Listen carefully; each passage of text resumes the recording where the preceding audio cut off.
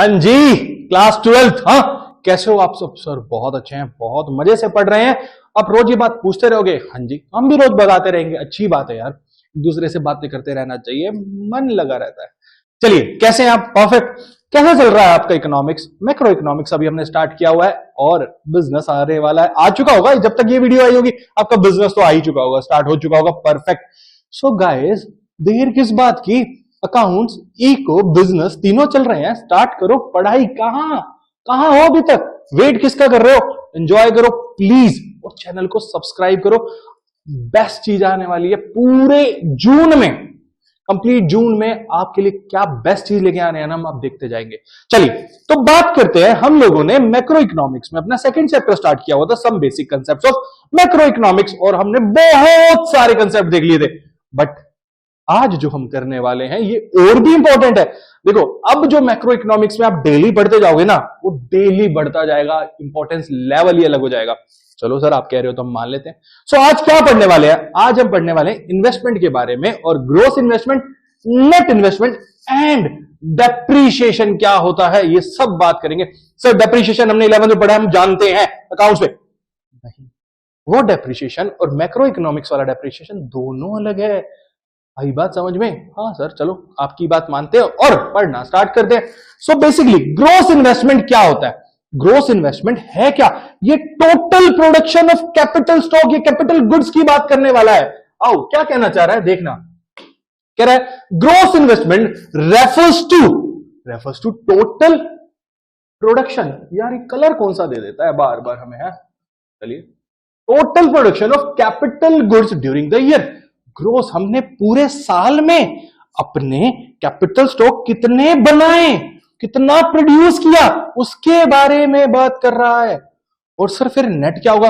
अगर हम किसी को बताओगे तो नहीं, बता दूं, अगर हम ग्रोस में से डेप्रीशिएशन को लेस कर देंगे ना, तो नेट आ जाएगा। देखो, gross minus depreciation is net investment, और नेट में अगर हम डेप्रीशिएशन को ऐड कर देंगे तो ग्रोस बन जाएगा। सर इतनी इजी बात कैसे कह देते हो आप? बेटा, एक और बात बता देता हूं, ग्रोस और नेट वाला जो कंसेप्ट है ना, ये ना ऐसे ऐसे अपने पास लगा लेना, दिल से लगा लेना। पूछो क्यों? क्योंकि हमारा जो थर्ड चैप्टर और फोर्थ चैप्टर, जहां पे हम नेशनल इनकम की बात करेंगे ना, वहां पे ये यूज होगा, और ये सबसे इंपॉर्टेंट है, सबसे ज्यादा। अब बताओगे तो नहीं? अब प्लीज बताना मत, प्लीज किसी को मत बताना। ओके सर, मान ली, आपकी बात हमारे तक ही रहेगी। So yes, gross minus depreciation is net, net plus depreciation is gross. चलो, ये बात समझ आ गई। अब ये डेप्रीशिएशन क्या है मैं बताता हूं, ये क्या करना है वो मैं बताऊंगा। ओके, कोई इश्यू नहीं है। चलिए सर, आपकी बात मान लेते हैं। आगे क्या करना है, पहले हम डिफरेंस देख लेते हैं। ग्रोस इन्वेस्टमेंट और नेट इन्वेस्टमेंट में डिफरेंस क्या है, ठीक है? सबसे पहले बात करते हैं। देखो यार, मैं एक बात समझा देता हूं आपको। जो कैपिटल गुड्स आप रखते हो ना, आप प्रोड्यूस करते हो, उसके बारे में हमें बात करनी है। बट क्या बेटा, जरूरी तो नहीं कि आपने अपनी मैन्युफैक्चरिंग प्लांट में जो एडिशन किया है, ठीक है, फिक्स्ड एसेट का, वो क्या एक्चुअली में कैपेसिटी इंक्रीज कर रहा है? हो सकता है ना आपने रिप्लेसमेंट के लिए भी कैपिटल गुड्स परचेज किया। आई बात समझ में?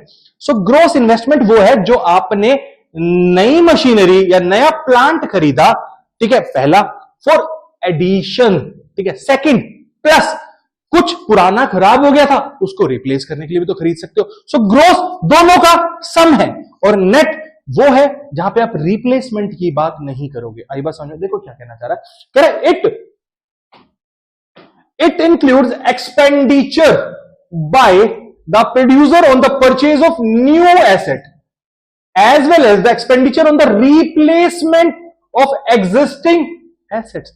यानी अब आपने एडिशन किया न्यू पे, प्लस आपने पुराने कुछ को रिप्लेस भी किया है मेरे यारो, ठीक है?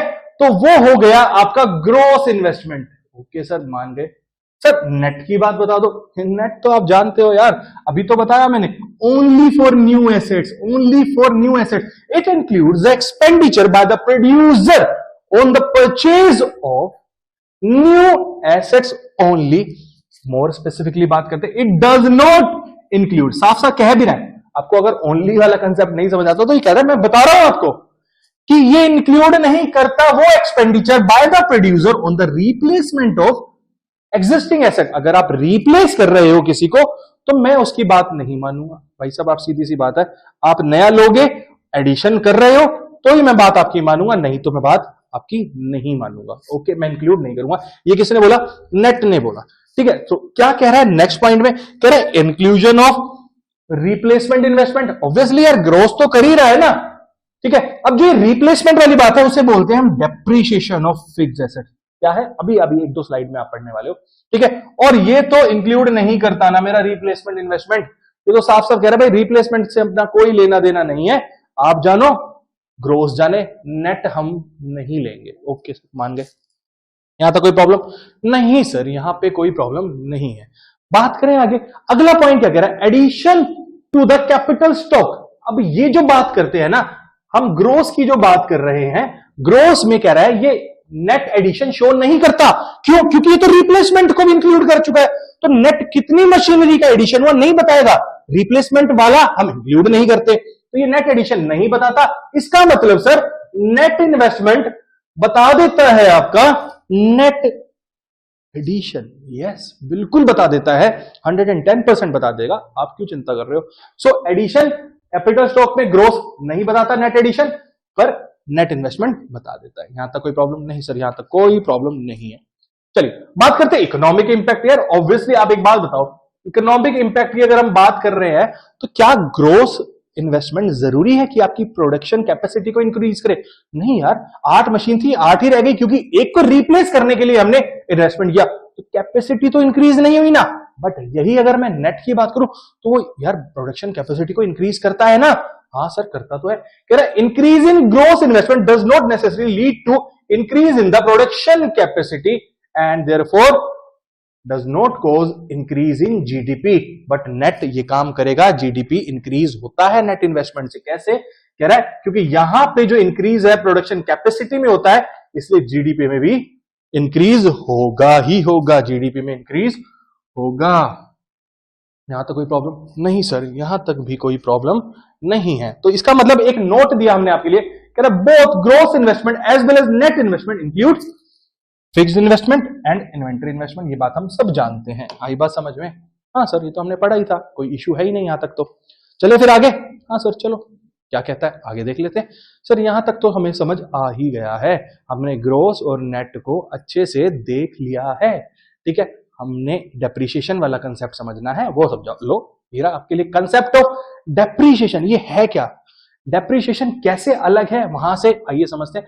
कह रहे देखो है तो वही लॉस इन द वैल्यू या decrease in the value of fixed asset, ये बात तो आपको पता है, बट यहां पे कैसे डिफर होगा आप समझना इस बात को। कह रहा depreciation is the loss of value of fixed assets in use on account of कब कब कब कब पहला normal wear and tear, normal घिसाव की वजह से, वियर एंड टियर मतलब घिसाव, वो तो हमें पता है।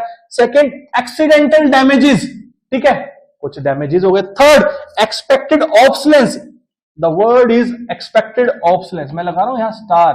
क्या है एक्सपेक्टेड ऑब्सलेंस और क्या होती है अनएक्सपेक्टेड ऑब्सलेंस, ये हम थोड़ी देर में पढ़ने वाले हैं मेरे यारों। चलो अब depreciation is also called the consumption, obviously consume कर लिया उसने मेरी कैपिटल को, फिक्स कैपिटल को, तो कंजम्पशन ऑफ फिक्स कैपिटल भी हम इसे बोल के चलेंगे। यार मुझे पता क्या लगता है कि ना मैक्रो इकोनॉमिक्स से इंपॉर्टेंट एंड इंटरेस्टिंग कुछ नहीं बनी, कुछ चीज ही नहीं बनी भाई। अगर आप इसको इतने इंजॉय करके पढ़ोगे ना, एक एक कंसेप्ट को इन डेप्थ देखोगे ना, मजा ही आ जाएगा, देखते जाओगे। तो ये हो गया मेरा consumption of fix capital, MCQ में पूछने वाला क्वेश्चन है ये, ठीक है लिख दिया मैंने आपके लिए, आप देख लेना।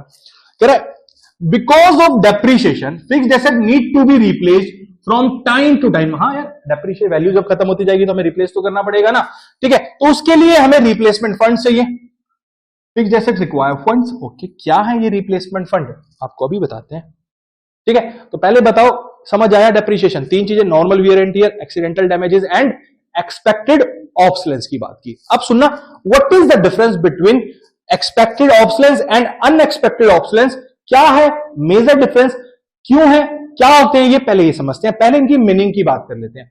जो यार मैं एक्सपेक्टेड ऑब्सलेंस की बात करता हूं, एक सेकंड तो मुझे थोड़ा सा फोकस में कुछ लग रहा है, एक बार क्लैरिटी चेक करने दो। Okay perfect.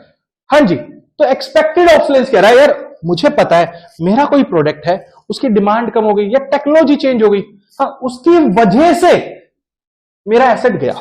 ठीक है, क्या कहना चाहता है समझना। अब आप देखो यार, आपके घर में, सबके घर में स्मार्ट टीवी लगे हुए हैं, स्मार्ट टीवी लगे हुए हैं। पहले जाओ 20 साल पहले, इतने बड़े बॉक्स वाले टीवी आते थे, फिर एलसीडी आया, फिर एलईडी, अब ओएलईडी, फिर क्यूएलईडी। क्या ट्रांजिशन हो रहा है, क्यों हो रहा है? चेंज इन टेक्नोलॉजी की वजह से हुआ है। मानते हो इस बात को? सो जो चेंज इन टेक्नोलॉजी या चेंज इन डिमांड की वजह से हो रहा है ना ऑब्सोलेंस, उसे बोलते हैं एक्सपेक्टेड। हाँ हमें पता था ये होगा।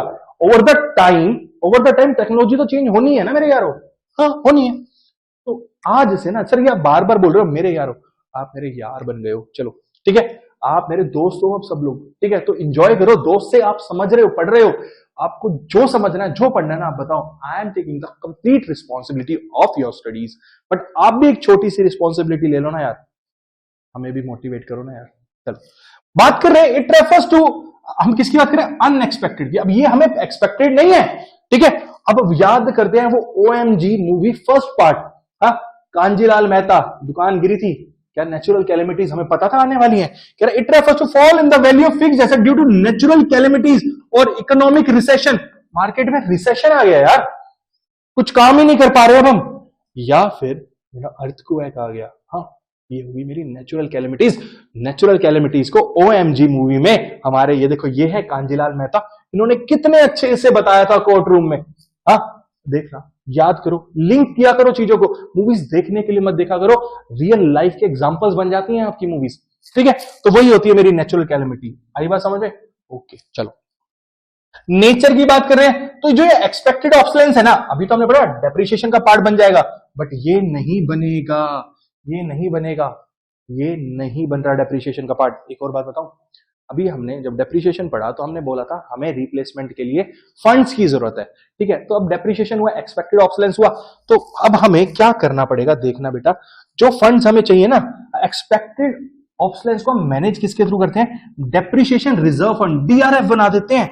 उसके लिए क्या बनाते हैं? DRF, depreciation reserve fund. हर साल इसमें कुछ ना कुछ पैसा ट्रांसफर करते रहते हैं। जब मेरा एसेट वैल्यू लेस हो जाता है, मार्केट में निकाल के नया ले आते हैं। सीधी सी बात है, क्लियर फंड है हमारे, इससे ज्यादा हम कुछ करते नहीं। अनएक्सपेक्टेड ऑब्सोलेंस तो हम इंश्योरेंस के थ्रू मैनेज करते हैं भाई साहब। यार हमें इंश्योरेंस कराना पड़ता है ना, इंश्योरेंस कंपनी हमें क्लेम दे देंगी। कांजीलाल मेहता ने भी तो इंश्योरेंस ही मांगा था, हाँ, भगवान के ऊपर केस किया था, गॉड के ऊपर, हाँ, एक्ट ऑफ गॉड था, क्योंकि natural calamity, act of God. समझना, ये पॉइंट ना लिंक करो OMG1 से। चले आगे। हाँ जी सर, ये था मेरा major difference between expected obsolescence and unexpected obsolescence. यहां तक किसी को कोई प्रॉब्लम है? अब one of the most important concept of macroeconomics chapter number 2, stocks and flows. किसकी बात करेंगे? स्टॉक्स एंड फ्लोज की बात करेंगे।